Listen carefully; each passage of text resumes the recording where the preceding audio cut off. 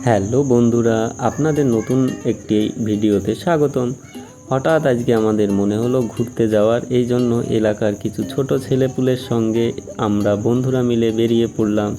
মূলত এই ছেলেগুলো হচ্ছে আমার যে বন্ধুরা আছে দুজনা, তারই ছাত্র।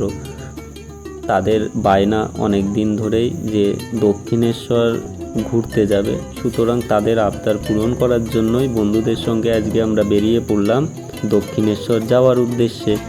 এই যে দেখছো রাস্তার পাশে কি অপরূপ দৃশ্য, ট্রেনে বসে যাওয়ার সময় এই দৃশ্যগুলোই চোখ জুড়িয়ে যায়। চারিদিকে কত সবুজ, কত নিরিবিলি, সুন্দর মনোমুগ্ধকর পরিবেশ। এইটার জন্যই মানুষ বেঁচে থাকে। গ্রামের মানুষের আশা ভরসা, রাস্তার পাশে কাশবন প্রভৃতি এক অনন্য মায়াময় সৃষ্টি তৈরি করে। যত দূর দেখা যায় শুধু সবুজ মাঠ, গাছপালা, সবুজের আনাগোনা। আস্তে আস্তে আমরা এসে পড়লাম তালান্ডু স্টেশনে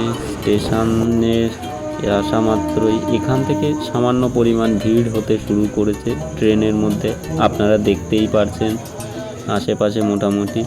সেখান থেকে আমরা সরাসরি দক্ষিণেশ্বর হুগলি নদীর ঘাটে, এই যে আমাদের পিছনে আপনারা খেয়াল করলেই দেখতে পাবেন সুন্দর দক্ষিণেশ্বর মন্দিরটি। আর এখানেই আমরা সবাই মিলে এসে ভিড় হয়েছি।